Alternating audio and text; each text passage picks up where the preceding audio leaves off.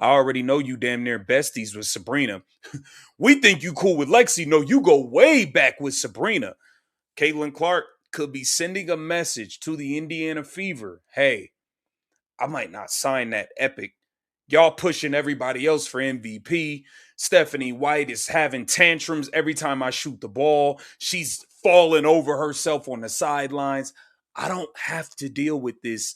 I can go elsewhere. And I think Caitlin Clark should seriously. Speculation is building around whether Caitlin Clark may be signaling dissatisfaction with the Indiana Fever organization, including head coach Stephanie White, general manager Amber Cox, and the front office, through a recent promotional move ahead of a matchup against the New York Liberty.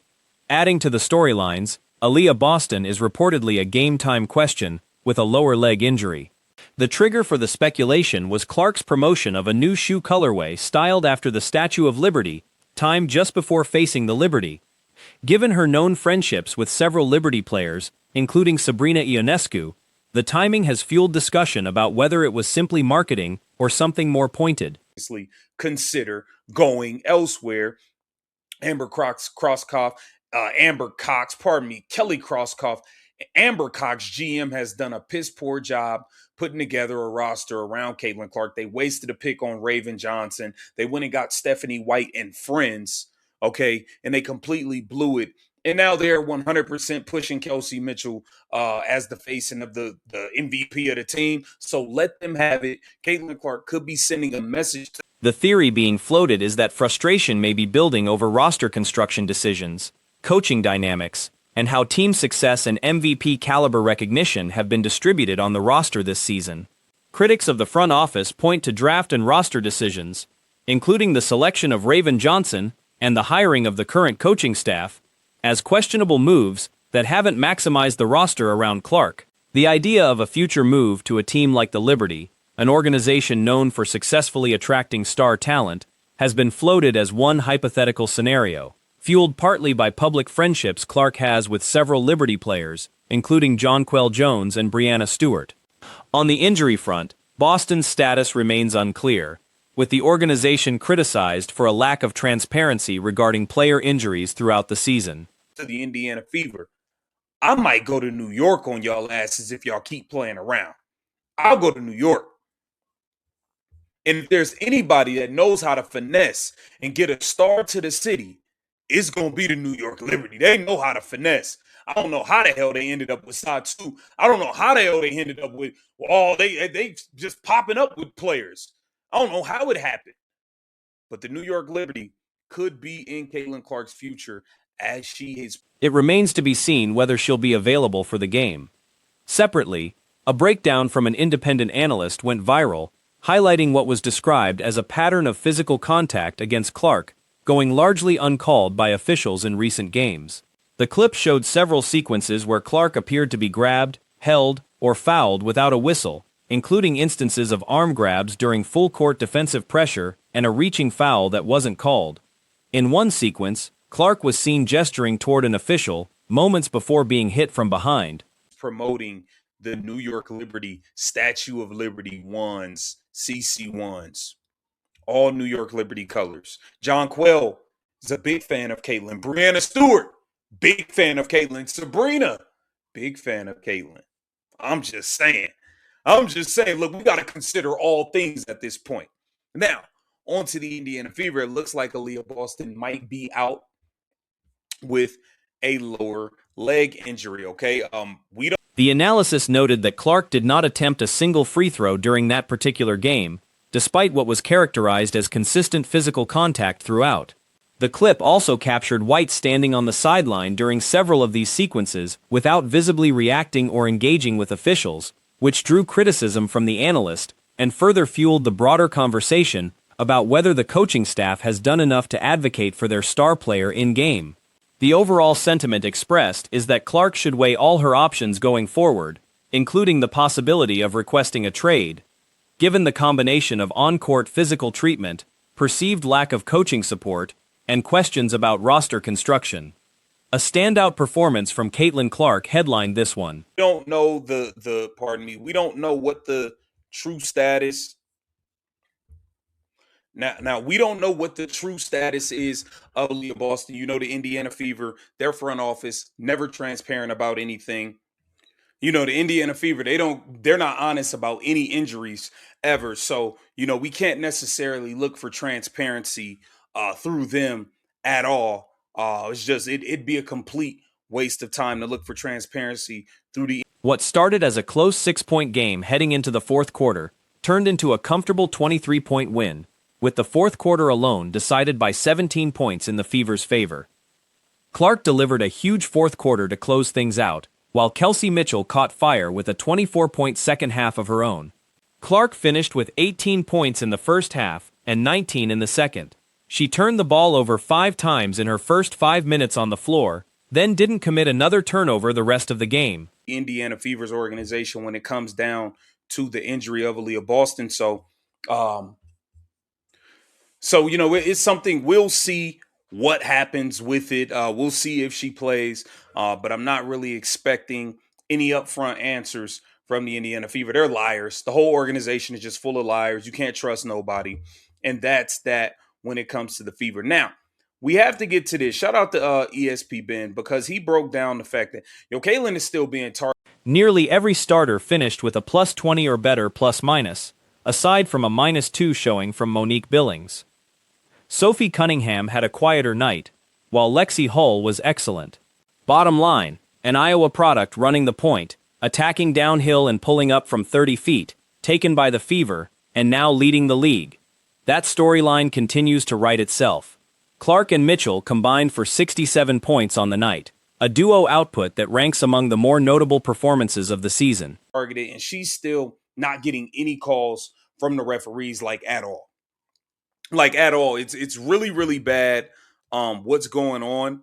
And it's almost like Kathy's not, she's dropped the ball. We know she's dropped the ball. She's getting nothing done when it comes to this. Take a look at this here. Let me refresh this and we can get it going. Okay. To her throat for the third straight game. She was out of rhythm because Clark also set a new career high in made threes during the game. Her arms showed visible scrapes and bruising by the end of it, yet she only attempted 4 free throws all night. Officiating leniency toward physical defense continues to be a talking point. This came against a Chicago defense that had recently taken down both the Golden State Valkyries and the New York Liberty in their prior 2 games, and Indiana was also without Aaliyah Boston for this one. None of that mattered. Once Clark got into rhythm, it didn't matter who was guarding her. Because they hit her and fouled her this entire game. I got proof of everything. Watch this dirty crap. Caitlin Clark was getting hit, held. Shoot, she was getting tackled like a football player. Yo, that's crazy right there. That one is crazy. She got tackled like she was a running back, like she was running through a hole and she got tackled by a middle linebacker. Like, this is crazy how it's getting, man. Held. Credit also goes to Michaela Timms, who has been a genuine revelation this season. On the turnovers, 5 for the game, but the takeaway remains the same. Better to see Clark playing aggressively and taking risks than passive and hesitant. That aggressive mindset is what makes her effective. One interesting wrinkle. The same argument sometimes made that the Fever play better without Clark could just as easily be applied to Boston. Hey, all we gotta say, hyping up this game is... Gimme a point guard from Iowa, driving to the basket and shooting from 30. Gimme a point guard from Iowa, drafted by the Fever, and we're winning the league. Let's fucking go, Caitlin! What a performance. Caitlin Clark and Kelsey Mitchell, unfortunately, did not combine for 70. With Clark healthy and Boston out of the lineup, the Fever have won 3 straight, and over that stretch, Clark has averaged somewhere around 41 points and 10 assists per game. It's an unusual dynamic this season, but it hasn't hurt team performance. This game was tight early, and Chicago deserves credit. Camille Cardoso got off to a strong start, and Sydney Michaela contributions were mixed throughout, with a few of the Sky's role players hitting timely shots. Still, Chicago shot better than 50% from the field overall, but really struggled from 3-point range. Did not combine for 70. They did, however, combine for 67 points. I don't know where this is in all-time duos. I really don't know where this is. Caitlin Clark set a record for her most threes. Caitlin Clark's arms are in a bad way. Like, look at her arms. Look at how scratched up her arms are. The referees don't give a damn, as we've seen from 4 free throw attempts. And this was Jace.